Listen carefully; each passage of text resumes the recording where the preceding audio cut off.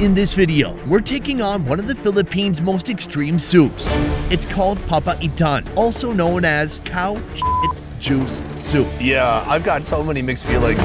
But before all that, let's back up. On our last fun Filipino food adventure, we entered an Aita village in Pastolan to dine on the Philippines' most shocking food. This is essentially a monkey drumstick. Now we're hitting the road again. Today we have a special mission. We're heading even more northward in Luzon until we reach the Philippines' iconic rice terraces.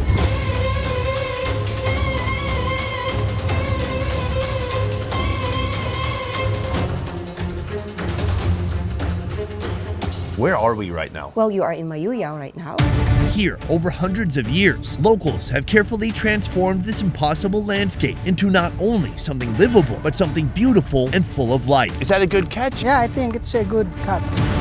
Today, I'm on a mission to learn how this inhospitable geography has impacted the life and diet of locals, There are big crickets. Ooh, that has a smell to it. including a slimy meal with an eel-like creature, Right here we have a fried loach. It's kind of like a gnarly version of French fries. and some beef dishes that I'm not looking forward to. He's just gonna plop in a little bit. Oh my God, I just saw the whole audience here just like, don't do too much. But before all that, how about a little breakfast? First of all, we are here at Lynda's restaurant. Are you Lynda? Yes, sir. This is such a unique place in the Philippines. Are there a lot of restaurants here? We have about 4. What's cool is you can say your restaurant is in like the top 10. I don't think so. It is. Oh, not even top 10? Uh-oh. There are 2 unique dishes in front of us right now. This one I want to try first. This is snail, but I'm told it's not just any type of snail. It's a soft shell snail. These are your typical run-of-the-mill snails with a hard, inedible shell. But on the mountainside, among these rice terrace paddies, you can forage for soft shell snails. I never heard of a soft shell snail. They're commonly found in freshwater habitats, and their translucent, flexible shells allow them to navigate in water more effectively. If you have a soft shell crab, that means you can eat the entire crab, including the shell. So is that the same with a soft shell snail? Yes, the shells are nutritious. For our breakfast, they're first soaked in water overnight to remove any unwanted particles. Toss them in a pot of water, together with hard shell snails that are also found in the rice paddies. Put on the lid and let it bubble. Meanwhile, in a pan, get things sizzling with garlic, onion, ginger, and a dash of tomato for that aromatic punch. Mix this stir-fry magic into the pot of snails. Season with salt and pepper and give it a good stir.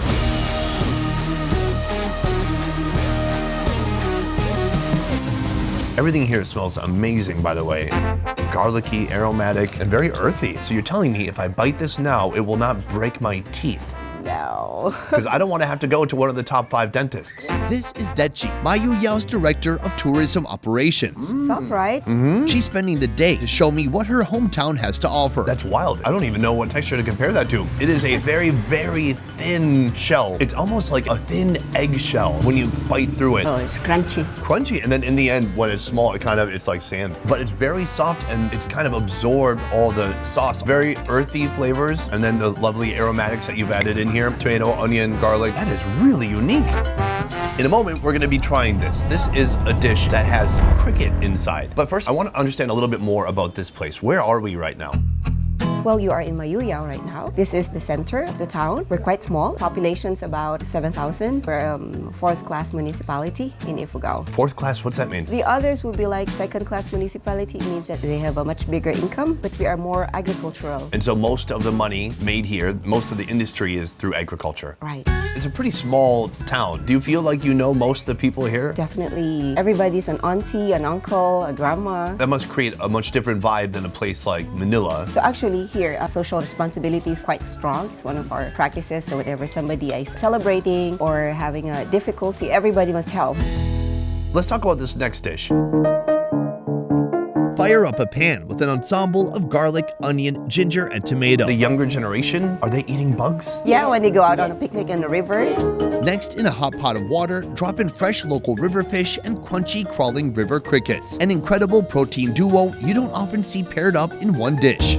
Finally, mix the pan sauce into the soup and bring it all together. I'm digging around. I see a lot of legs sticking out, Lynda. Despite boasting high levels of protein, fiber, and minerals, most would not consider inviting crickets to their breakfast. But here, folks do things a little bit differently. There are big crickets, big fish. I just got a little bit of everything here. Fish, onions, crickets. Are you guys eating too? No, we'll watch you. No, you gotta eat too. Yeah. All right, cheers. I like it. Lynda goes, so satisfied with her own cooking. Earthy, it tastes of the river or the stream, and then very gingery. The fish is nice, fleshy and soft, and the crickets, their bodies absorb all those delicious flavors, and then it gushes out as you chew on their bodies. But then they have so many little legs and wings, so there's kind of a papery element. A lot of people in the West, they would see a dish like this, and it would freak them out, and most probably wouldn't try it. Why do you think people here are more open to a food like this? We know where they come from, so we know the nutrients that you can get from them. These crickets or these fish are clean. They live it in the clean water. Part of my mission today is to understand how food is different here in the highlands and what different unique recipes we can find here that maybe we can't find elsewhere. And this right here, Lynda, is a fantastic start. Thank you so much for breakfast, but you and I have a lot more to see. Energized by two Mayoyao delicacies, we venture downhill for more. Welcome to the iconic Mayoyao rice terraces.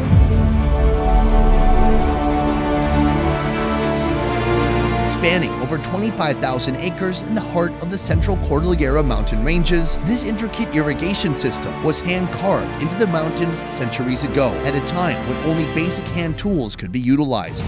To get a true sense of the life here for Highlanders, you can't just hang out in the small city with their eateries and basketball courts. You have to come here to the rice terraces. Today started with edible snail shells, but there is a lot more to come. This entire day is building up to something called Papaitan. The secret ingredient? Cow juice. Yeah.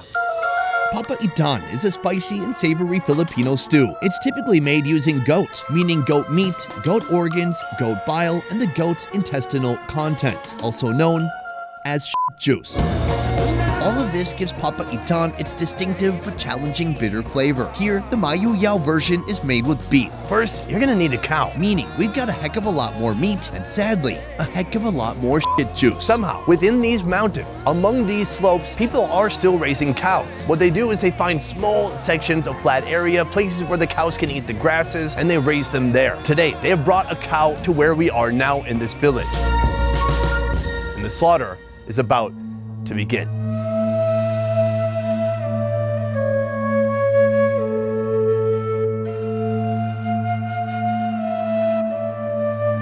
With a swift, decisive jab to the throat, the first task is complete, and the real work can begin.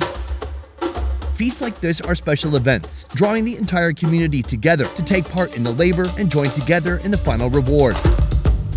Work continues with cleaning the bull's skin, torching, then scraping it clean. Tackling a beast this size requires two things: time and a lot of patience.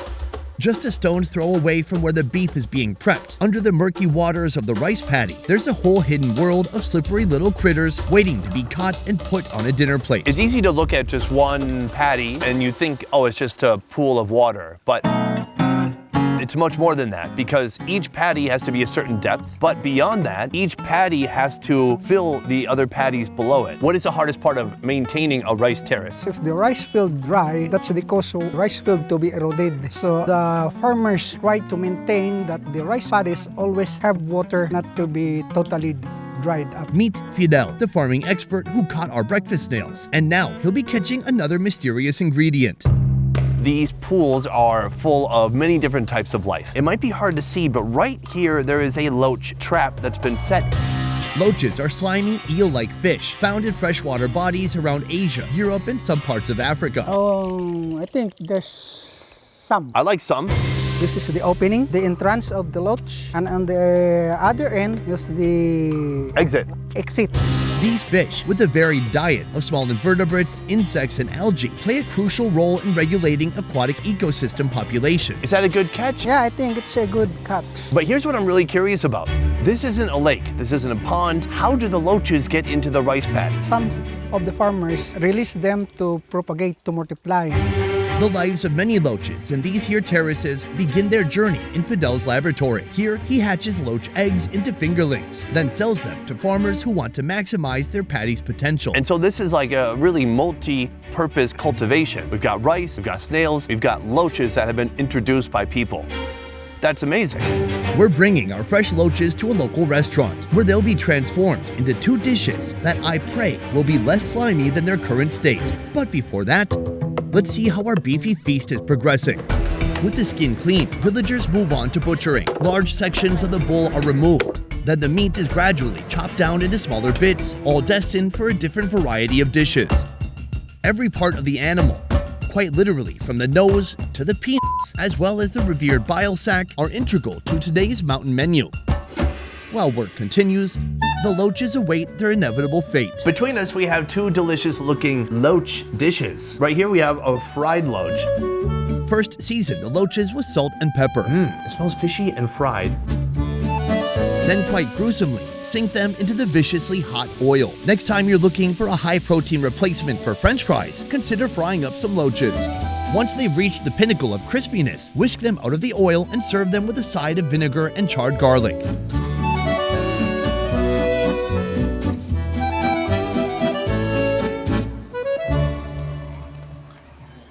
How do you taste, sir? A little gooey on the inside, very crunchy on the outside, a hint of fishiness, heavy from the oil, but overall nice. And, you know, with something heavy like that, you can pair it with some classic Filipino vinegar. It's delicious. Balance. I like it. Here we have, I don't know, more of the slimy, slippery option. Begin by heating up oil to saute garlic and onion. Infuse the mix with bay leaves, star anise, tomatoes, ginger, bell peppers, and liquid seasoning. This is what they call ginataan. Allow the flavors to meld. Then, if you must, introduce the loaches, letting them soak in the savory blend. Pour in coconut milk and water and let it simmer. Finish with the addition of string beans, fish paste, green onions, and green chilies.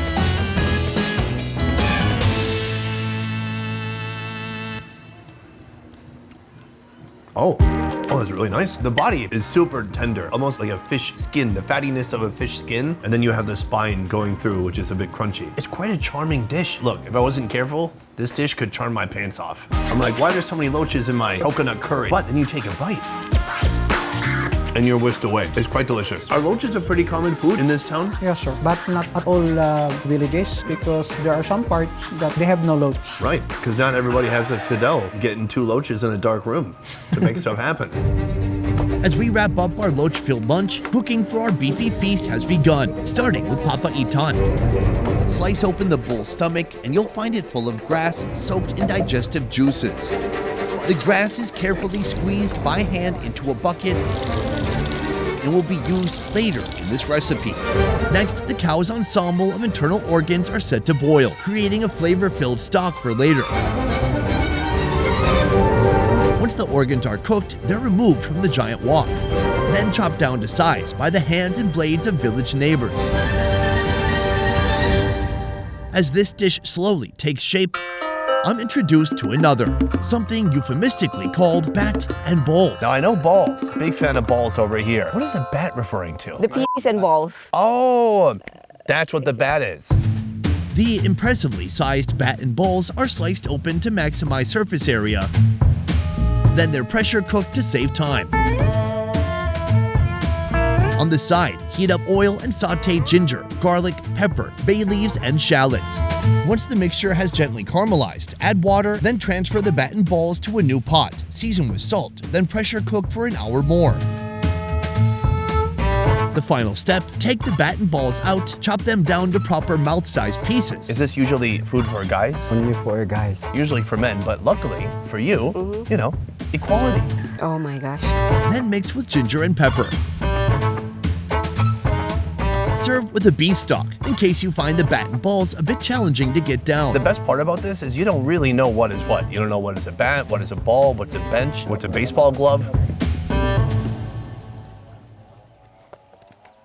Okay, a bit gelatinous. It's been pressure cooked a bit, so it's kind of gummy. A little tough, the skin. Slightly leathery. Flavors are good. It's a strong taste of ginger and peppercorn. A lot of spices. Lots of spice. I like it overall. What do you think? It's okay. So this is a bat and ball soup, probably the fattiest soup I've ever seen. That's actually really good. You can't hate on that. You have to be a little careful because the top 3 millimeters is pure oil, but under that, it's like a peppery, spicy, gingery broth. Tasty. I can really taste the spices and the meat. All right, so this is all skin. No, that's not the skin. That is the bat. Oh, okay, I'm definitely gonna try that. You're right. That's a urethra. It's pretty good, actually. I like it. It's a drinking food. It's just gelatinous and gummy. It's kind of a pleasant texture. It's a texture I've come to enjoy in Asia. When we first drove into this community, I was really struck by how difficult a place this is to adapt to. What are the biggest challenges people are facing here? It's the irrigation, mainly because of the location, so we need to improve our infrastructure to maintain our rice terraces. For you, what do you think? Public transportation, I think that will make it easier for us to connect with other towns and cities. We do regularly have typhoon season, so we got used to that. Appetized with a sample of beef Mayoyao mastery, I head back down the mountainside to witness the remaining dishes taking shape, including a nose-to-tail recipe that includes a literal nose. It's going to be an adventure to taste this one. But first, the Papaitan continues. Oil is infused with a buzzing seasoning mixture of ginger, garlic, shallots, pepper, and bay leaves. Now enter the organs, soaking up those much-needed robust flavors. Transfer these stir-fried organs back into the soup they were boiled in moments ago. At this point, this unlikely stew is already brimming with funky aromas and powerful flavors. But for folks in Mayoyao, this is just the canvas. The real flavor enhancers are about to go inside. There are 3, and I'm going to see Eduardo take it away. So right here we have small intestine that has not been cleaned, it's just been boiled. So the half-digested food that is inside, that is going to help make this soup extra bitter. We have the bile sac. He's just going to plop in a little bit. That's, oh my God. What do you think? Was that too much? This is the juice. They're putting in a little bit of water to dilute it. He's got a strainer here. So he strains, look, we don't want all the particles, we just want the juice. I mean, this is just magic right here. Do you know Iron Chef? Yes, sir. Your ingredient is cow shit. This is moments away from being finished. It is green, it's murky, it's earthy. We are gonna be trying this, not yet, but very soon. To finish it up, add salt, water, and the fiery kick of green chilies. With a day's work in the books, it's time for the community to join together in a mountainside Mayoyao meal. A meal you're unlikely to find anywhere else in the Philippines. Ladies and gentlemen, this is our final feast. Now we can start to eat, and you can eat all you can. It's like buffet. Well, there is a lot here. Chewy, you've joined us for this whole trip, mostly behind the camera, but whenever there's something really special, where I just would feel selfish eating it alone, that's when I have to have you by my side. Thanks for having me. There's a couple of dishes here. This one in particular, have you ever had this? I haven't tried it before. That's the whole nose of the cow. Cow nose soup, a dish that's brutally honest in its approach. It's going to be an adventure to taste this one. This exploration started with the boiling of the nose. Oftentimes, males are the only one eating this one. Unlike the Papaitan, there are no potent herbs or spices to cover up the natural nose taste. Could you please cut off some nose, please? Yeah. Oh, look at that. It's just like pure skin. Who want to taste? We all want to taste, I think, especially Detchie. All right, thank you. Oh, It's a big piece. whoa. Ho, ho, ho, ho. This is the mouth. Right, the inside of the cheek. It tastes like, like cow, of course. It's certainly beefy. It's like a collagen stock. Exactly. The good thing about this, the only flavoring agent is salt. Right. So the pure beef goodness is like really evident. It doesn't taste so fatty. It tastes good. The fun part too is you just get to look at this big gnarly thing while you're eating it. So look, this was a great start, an appetizer if you will, but this is the star of today. Papaitan. Is this your favorite food of the day so far? We'll see. I mean, there's just basically every organ in here. It's like a Russian relay of different organs of cow. Yeah, I've got so many mixed feelings. I really like this part. You got a little bit of stomach there? I mean, which organ is the best? Maybe the heart. Okay. Definitely is bitter. It's bitter. Gosh, it's very bitter. But why don't I hate it? Sometimes, especially in Manila, when you eat papaitan, it's not too bitter. This one is perfectly bitter, perfectly gamey, and perfectly stewed. You know, it's all about balance. What I like is that the chef, he could have been much more violent with the juice, and I would say he only used about 70%. That's called restraint. discipline. Usually, when do you eat papaitan? While drinking some drinks, not soft drinks, but hard drinks. Definitely we should have booze right now. You like it? Yeah. I don't know, man. There's something about it that's kind of addictive. It's like eating a pungent cheese, something that just has this really strong, bold taste to it, but that keeps drawing you back again and again. The last thing to do is try some soup. Oh my God, this is not for the faint of heart right here. Wow.